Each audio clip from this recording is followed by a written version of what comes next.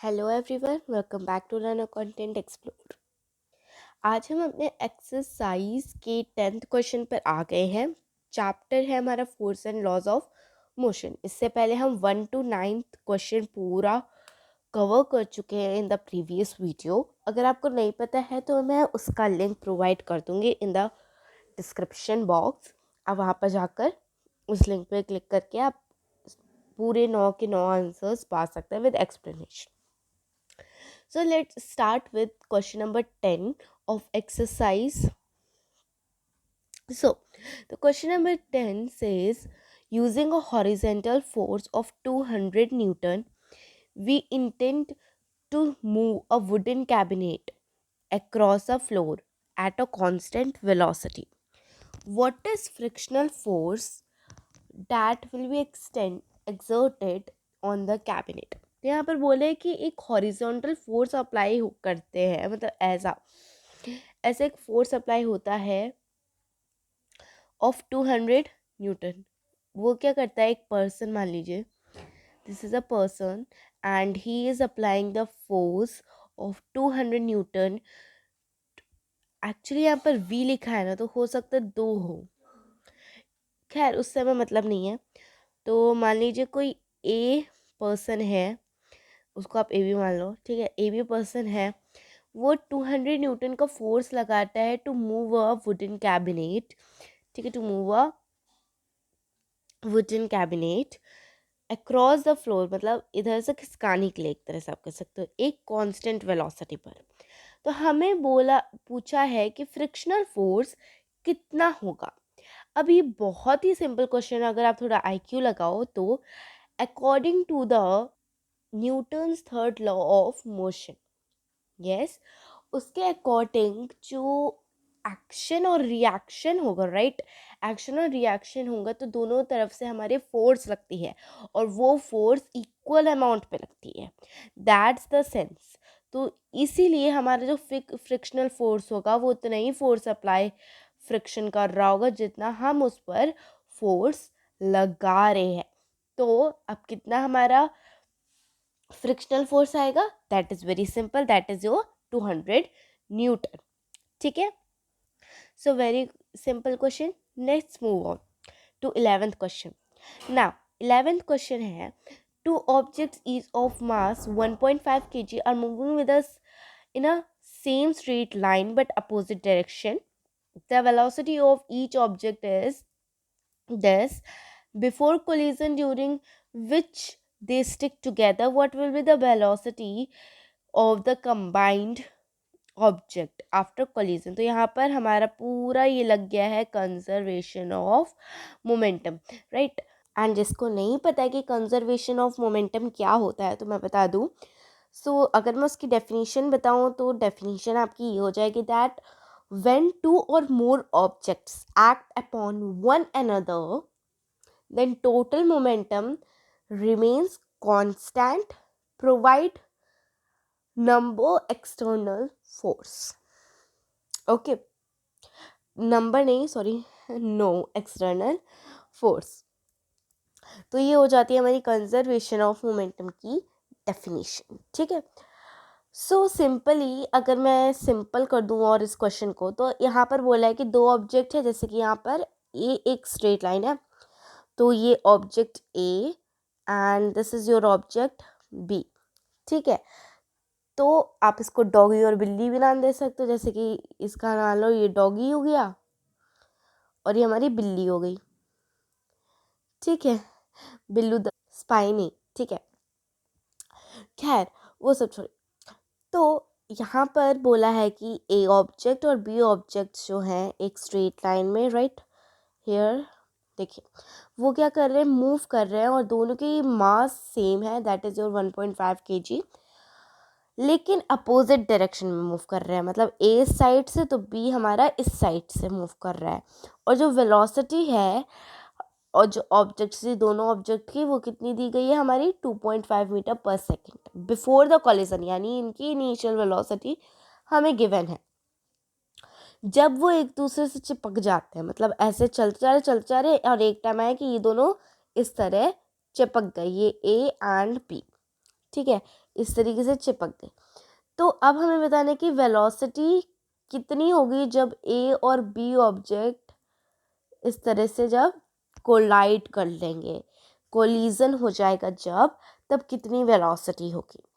Simple question है क्योंकि हम ये अपने कंजर्वेशन ऑफ मोमेंटम में ही एक्सप्लेन हो जाता है वैसे। खैर चलो आओ देखें।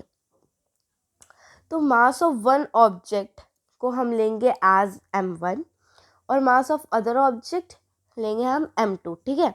तो दोनों का मास अभी हमने क्वेश्चन में देखा कि सेम बताया, तो 1.5 kg, सो 1.5 kg, राइट। अब वेलोसिटी ऑफ m1, ठीक है, velocity of m1 before collision, this is very important word, before collision, उसको हम कहेंगे v1, या आप यहाँ पर u1 भी ले सकते थे, बट वेलोसिटी है ना तो इसलिए हम v1 लेंगे। वेल तो v1 ले लिया, दोनों की सेम थी, राइट। लेकिन एक चीज़ याद रखना, दोनों की वेलोसिटी तो सेम है, पर उसमें बोला था कि इन द अपोजिट डायरेक्शन, और हम इसमें हमें क्या करना पड़ेगा, एक की वेलोसिटी अगर 2.5 मीटर पर सेकेंड है, दूसरी की वेलोसिटी हो जाएगी माइनस में। वाई माइनस में? क्योंकि नेगेटिव साइन जो होता है वो ये बताता है, ये इंडिकेट करता है भाई कि ऑब्जेक्ट अपोजिट मूव कर रहा है। देयरफॉर यहाँ पर एक में हमारा माइनस का साइन लग जाएगा। चलो अब क्या होता है, सब कुछ गिवन हो गया। देखो मास गिवन था हमारा, वेलोसिटी गिवन थी, राइट। नेक्स्ट हमारा आ जाता है after collision the two object stick together, यानी कोलिजन हो जाता है, ये दोनों ऑब्जेक्ट ऐसे टकरा जाते हैं, कोलाइड कर जाते हैं, राइट, ए बी, है ना। तो टोटल मास कितना हो जाएगा of the combined object, combined object मतलब ये इनको मिलाकर, that is the combined object, right. तो ऑफ कोर्स इसका मास यानी इसकी m1 एंड इसका m2 प्लस करेंगे तब हमारे पास टोटल मास आ जाएगा, राइट। और जो वेलोसिटी होगी ऑफ द कंबाइंड ऑब्जेक्ट वो हमारी हो जाएगी एज v, ठीक है। तो let me right it here, ये देखो यहाँ पर ये हो जाएगा हमारा m1 प्लस m2।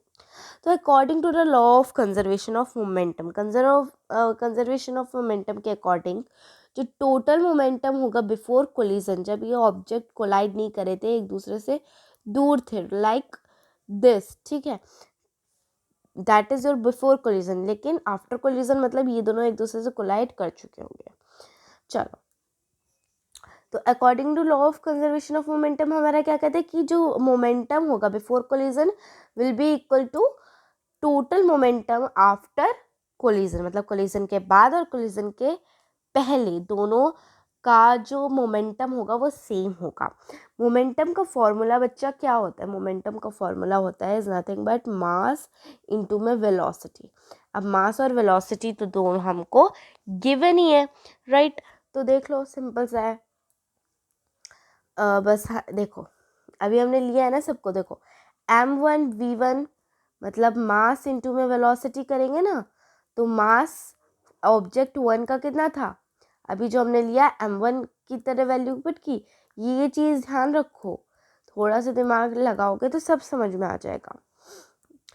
देखो तो ये m1 v1 हो गया प्लस m2 v2 हो गया, इक्वल्स टू में again total momentum after collision कितना हो जाएगा, आफ्टर कोलिजन हमारा हो जाएगा m1 प्लस m2, ठीक है। अब आप इसमें थोड़ा सा कंफ्यूज हो गए होंगे कि हमने v जो है वेलोसिटी जो है यहाँ पर कॉमन ली क्यों है जी, राइट।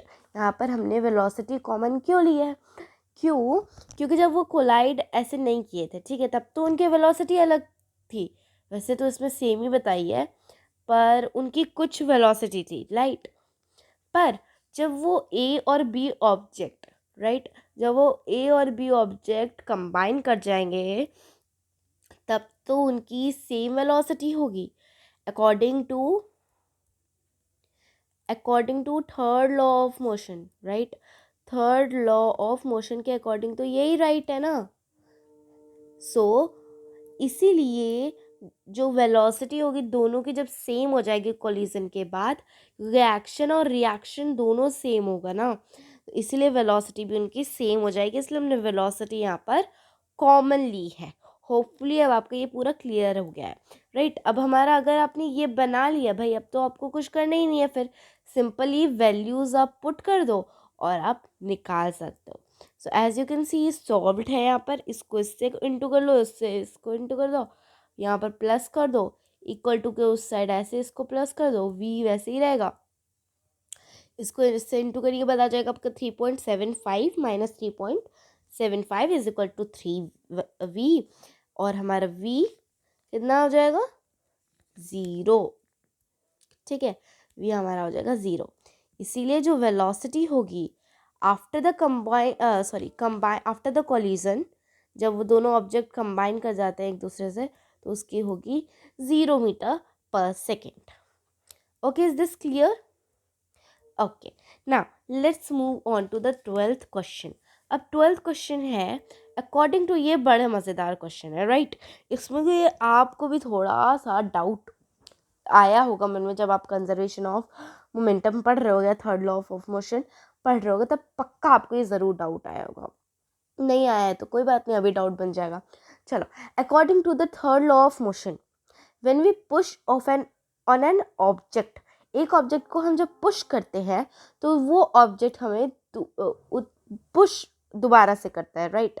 हमको वो ऑब्जेक्ट भी धक्का मारेगा, भाई तुमने धक्का मारा, ऑब्जेक्ट को भी गुस्सा आ गया, ऑब्जेक्ट ने भी तुम्हें धक्का मार दिया, ठीक है। तो इक्वल फोर्स, जितना आपने उसको धक्का मारा उतना ही वो उतना उसको मतलब तुमको धक्का मारेगा, ठीक है, with a equal and opposite force. If the object is a massive truck part, तो यहाँ पर क्या बोला है, अगर एक ऑब्जेक्ट है ना, और वो ऐसा वैसा ऑब्जेक्ट नहीं है, बड़ा सा ट्रक है एक, मान लो ये देखो ऐसे, मतलब बहुत बड़ा सा आपका एक ट्रक है, ठीक है। तो उसको बोला जाता है, ऐसे ट्रक तो लग नहीं रहा, मैंने ऐसे ही बना दिया, पता नहीं क्या, देखो। तो यहाँ पर बोला है कि अगर एक ट्रक है, उसको हमने एक रोड साइड में पार्क कर दिया, तो वो प्रोबेबली तो मूव करेगा नहीं, है ना।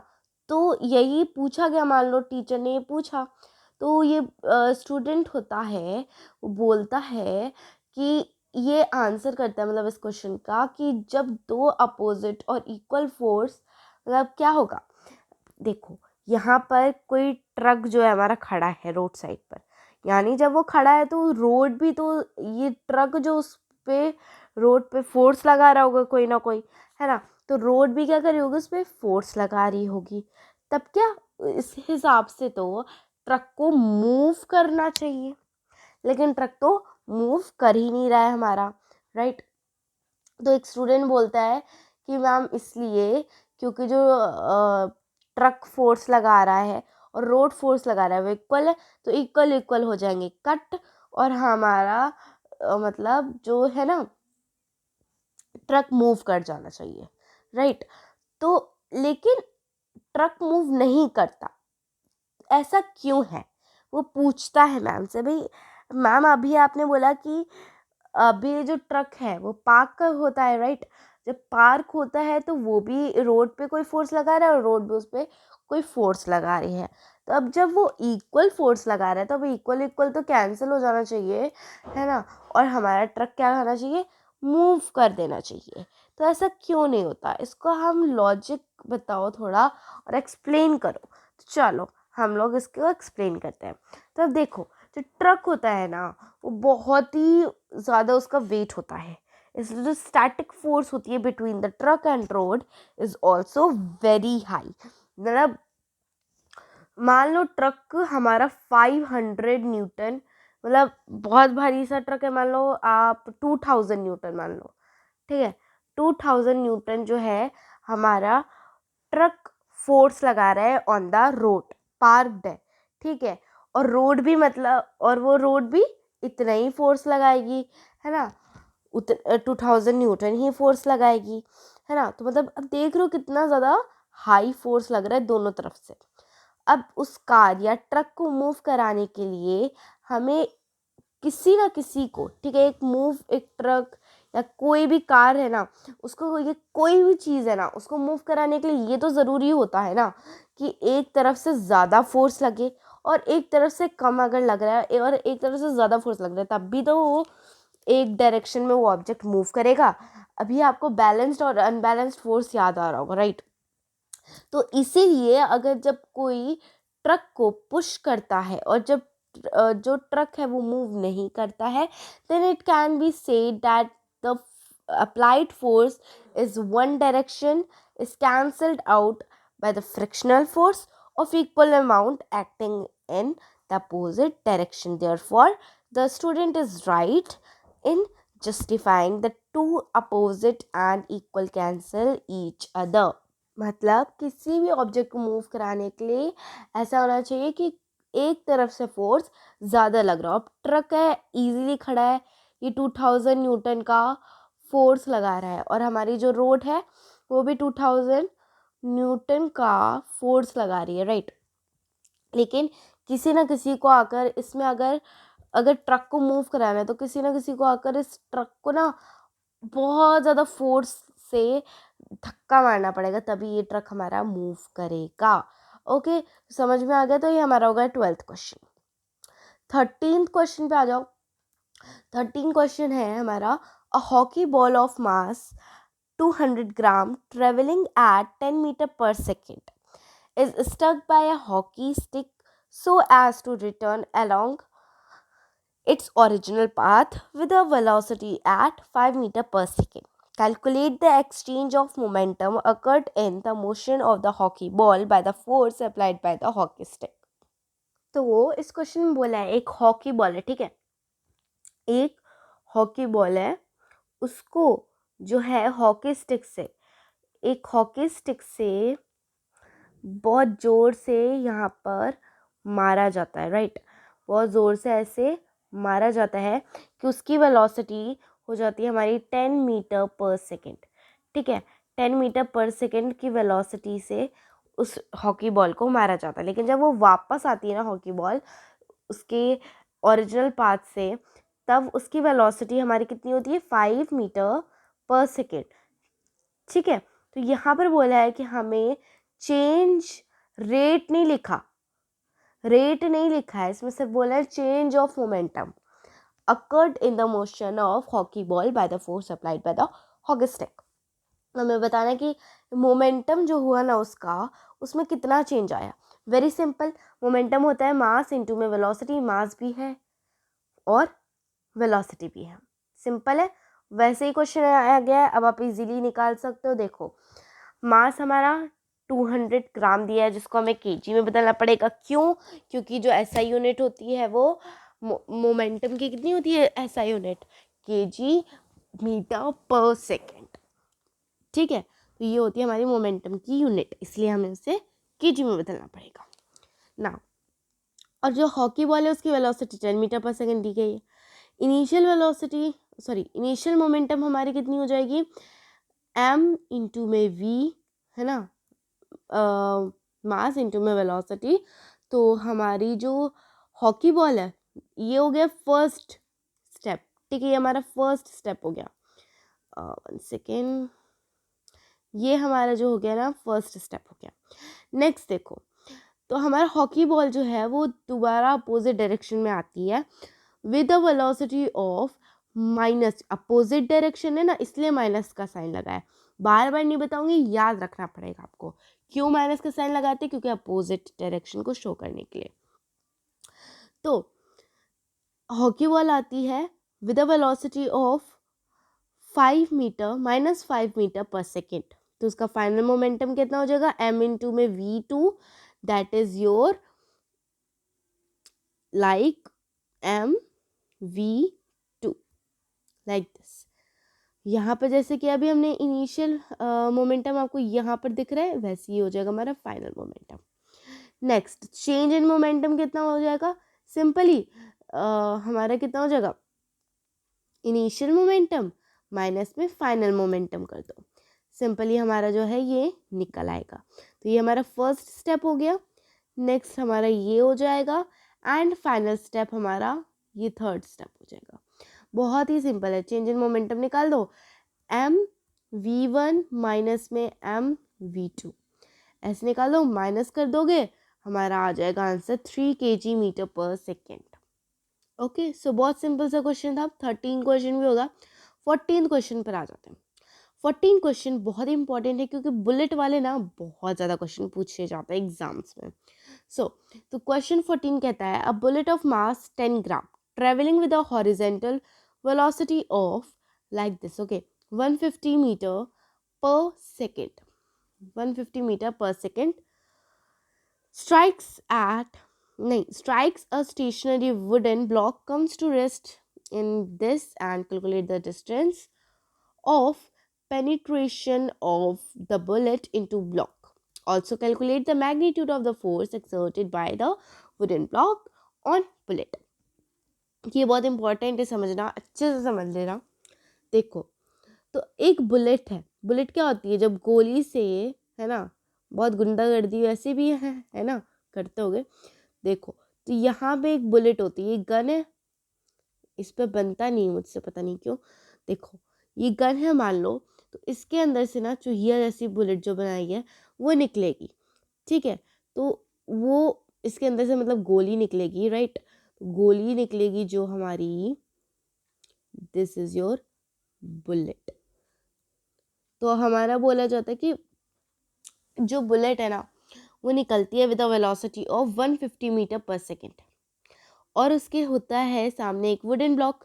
तो हमारी जो बुलेट होती है वो हिट करती है जाकर कहाँ पर, वुडन ब्लॉक पर, और वो आ जाती है रेस्ट में, that is your final velocity is equal to 0।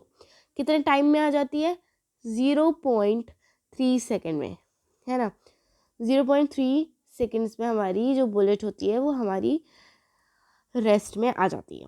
तो हमें डिस्टेंस बताना है कि कितना बुलेट ने कवर किया ब्लॉक तक, और हमें फोर्स कितना एग्जर्ट हुआ बाय दिस वुडन ब्लॉक पे, कितना फोर्स एग्जर्ट हुआ on the bullet, wooden block ने कितना फोर्स लगाया बुलेट पर उस बुलेट को रोकने के लिए कि वो आगे ना जा पाए, right.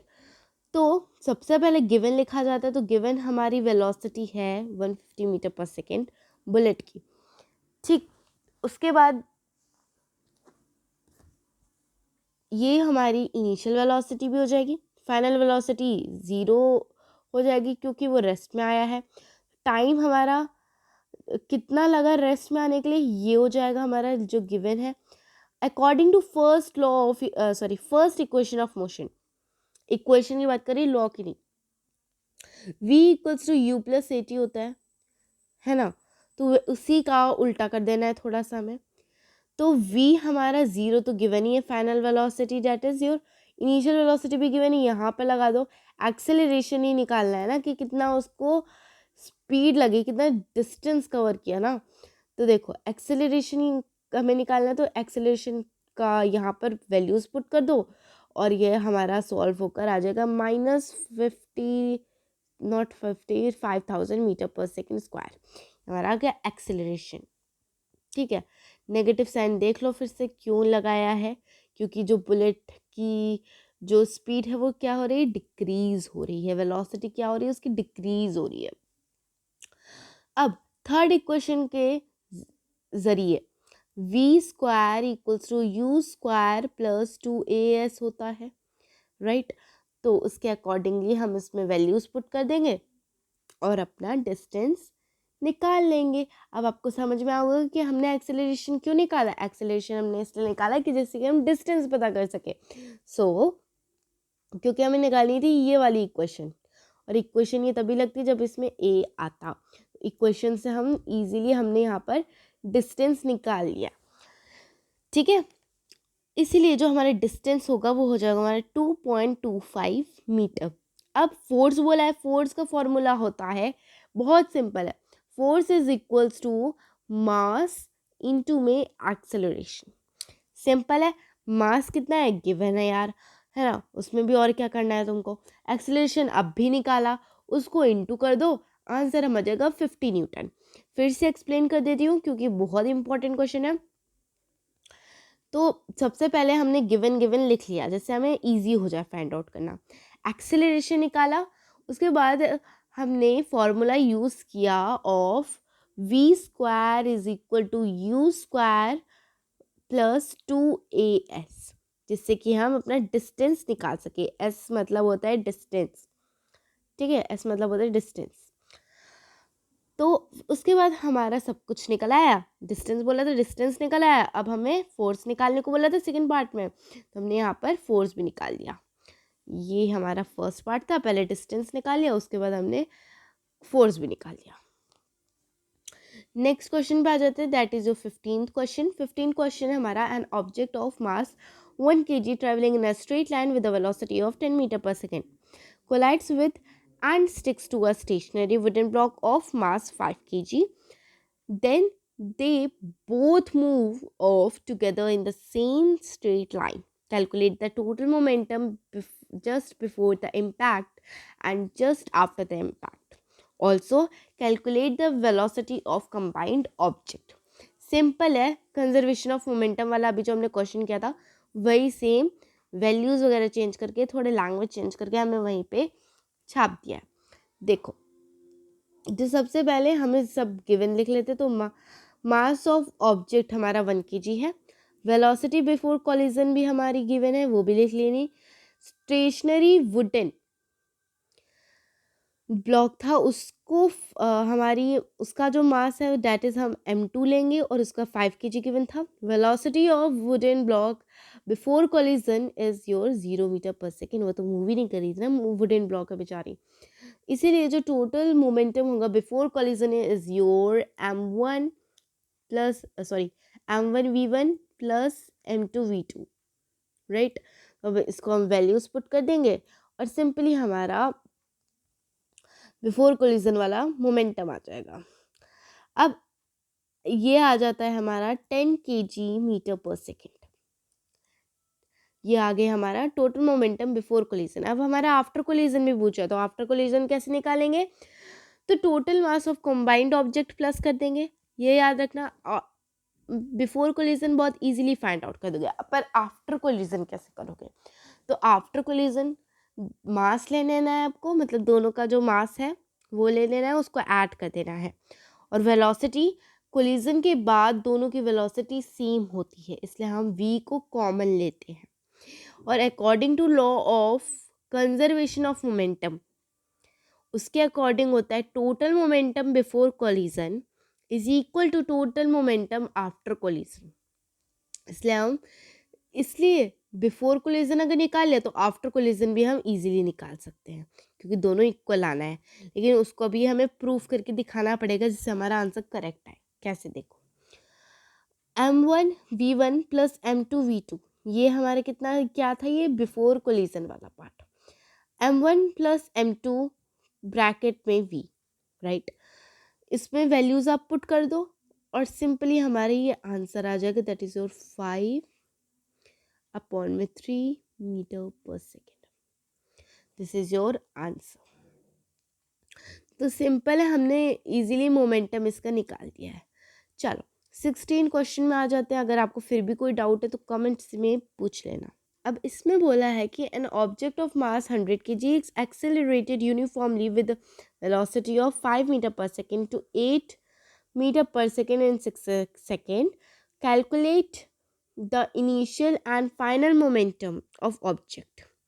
Also, find magnitude of force exerted on the object. Very simple, आप तो खुद से भी सॉल्व कर सकते हो, अब तो पक्के हो गए आप लोग। गिवन लिख लो, जो हमारा इनिशियल वेलोसिटी है वो हमारी गिवन है 5 meter per second, final velocity given है 8 metre per second, mass of object given है 100 kg, और कितना टाइम लगा उसको एक्सेलरेशन करने में, उसको लगा है 6 सेकेंड्स, राइट। ये देखो 6 सेकेंड्स लगा। तो initial momentum that is your mass into में वेलोसिटी, राइट। तो हमारा हो जाएगा 2 है, हमारा इनिशियल भी है फाइनल भी है, राइट। यहाँ पे देखो ये इनिशियल और ये फाइनल, तो हमें 2 बार करना पड़ेगा, यहाँ पे दिखाना पड़ेगा। एक हो गया इनिशियल मोमेंटम, एक हो गया फाइनल मोमेंटम। अब दोनों हमने फाइंड कर दिया, क्योंकि हमें दोनों फाइंड करना था, राइट।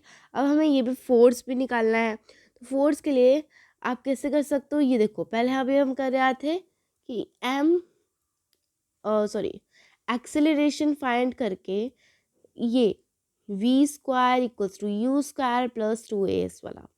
अब देखो, अब force exerted on the object, that is your F equals to mv minus में mu अपॉन में t, क्योंकि force is directly proportional to rate of change in momentum, right?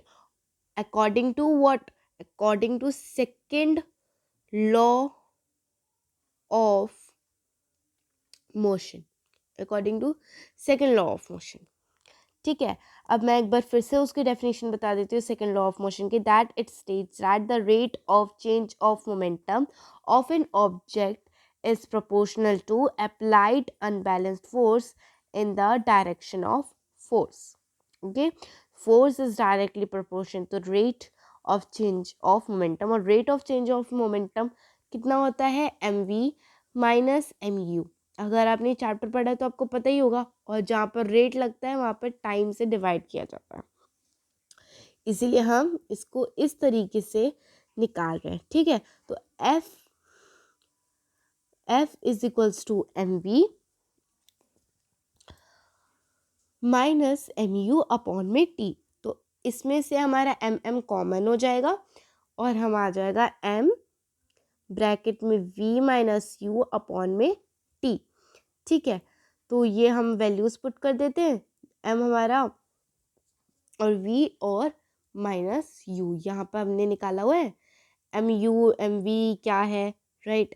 तो 800 माइनस 500 कर दो और अपॉन में टाइम हमारा जितना गिवन था 6 कर दो। ठीक है, इसीलिए टाइम गिवन था, वहाँ पे तो हमारा टाइम नहीं गिवन था, इसलिए हमने सिंपली उस एक्सेलरेशन निकाल कर लिया। ठीक है, तो यहाँ पर हम इस तरीके से सॉल्व कर देंगे और ये इसको और सिंपली करके हमारा आ जाएगा आंसर 50 न्यूटन। तो initial momentum of the object हो गया 500 kg मीटर पर सेकेंड, और final momentum of an object हो गया 800 kg मीटर पर सेकेंड, और फोर्स कितना हो गया so exerted on the object is your 50 newton. Clear? Okay, next question काफ़ी सा बड़ा सा है, क्योंकि हम इसको स्किप कर लेंगे, फिर भी मैं आपको आंसर दिखा देती हूँ, क्योंकि ये तो आई डोंट थिंक सो ये काफ़ी ज़्यादा हाईली मार्क्स में आ सकता है, एंड टर्म 1 में तो आपका ओवरऑल MCQ हो रहा है। तो एज यू कैन सी यहाँ पर आप, क्योंकि वही चीज़ बार बार रिपीट की जा रही है, एज यू कैन सी, तो यहाँ पे सिर्फ यही सिचुएशन दी है कि एक बार क्या होता है, ये 3 दोस्त होते हैं, वो गाड़ी से जा रहे होते हैं, एक जो इंसेक्ट होता है वो उनकी विंड स्क्रीन से टकरा जाता है ना? तो ऐसे करके पूछा जाता है, और मेन क्वेश्चन यहाँ पर पूछा जाता है कि कौन सही है। सब लोग अपने अपने चीज़ बताते हैं कि टकराया और उसकी मौत हो गई, क्यों हो गई, है ना? तो यही सारी चीज़ यहाँ पर बताई गई है। सो अगर आपको फिर भी 17th क्वेश्चन चाहिए तो यू कैन कमेंट, एंड मैं 17th क्वेश्चन बना दूँगी। ओके, 18 क्वेश्चन देख लो। 18 क्वेश्चन है, how much momentum will a dumbbell of a mass 10 kg transferred to the floor if it falls from a height of 80 centimeter? Take its downward acceleration to be 10 meter per second. तो यहाँ पर momentum की बात की गई, momentum कितना होगा एक डम्बेल का जिसका मास गिवन है हमें। ठीक है, उसका जो यहाँ पे देखो गिवन क्या है, मास हमारा हो गया 10 kg। डिस्टेंस कवर्ड देखो, फ्रॉम अ हाइट दिया है ना, ये डम्बल है, उस यहाँ ये पूरी हाइट है। ठीक है, तो वो जो होती है एक यहाँ पे बेल लगी है, तो उसको ट्रांसफ़र किया जाता है दूसरे फ्लोर में from the height of 80 centimetre. ठीक है, और उसका एक्सेलरेशन डाउनवर्ड डायरेक्शन में होता है, और वो कितना आया हमारा 10 मीटर पर सेकेंड स्क्वायर हमारा दिया हुआ है एक्सेलरेशन, राइट? और इनिशियल वेलोसिटी डंबल की तो वो एक ही जगह थी पहले, है ना, 0 थी। फाइनल वेलोसिटी जब वो हिट करती है यहाँ पर आ जाती है फ्लोर में, इस वाले फ्लोर में, when it is about to hit the floor, that is your final velocity, जिसको हम v से रिप्रेजेंट करेंगे। तो थर्ड इक्वेशन ऑफ मोशन के अकॉर्डिंग v square u equals to u square plus 2as, values put कर दो, वेलोसिटी हमारी निकल आई। दैट इज़ और 4 मीटर पर सेकेंड। इसलिए जो हमारा मोमेंटम हो जाएगा, momentum is nothing but momentum is mass into में वेलोसिटी। एक बात ध्यान रखना कि मोमेंटम को हम p से ही रिप्रेजेंट करते हैं। चल, तो हम मोमेंटम निकाल लेंगे, हमारे पास मास तो था ही और हमने वेलोसिटी निकाली। तो इसी के साथ हमारी पूरी एक्सरसाइज जो है कंप्लीट हो जाती है। Thanks for watching.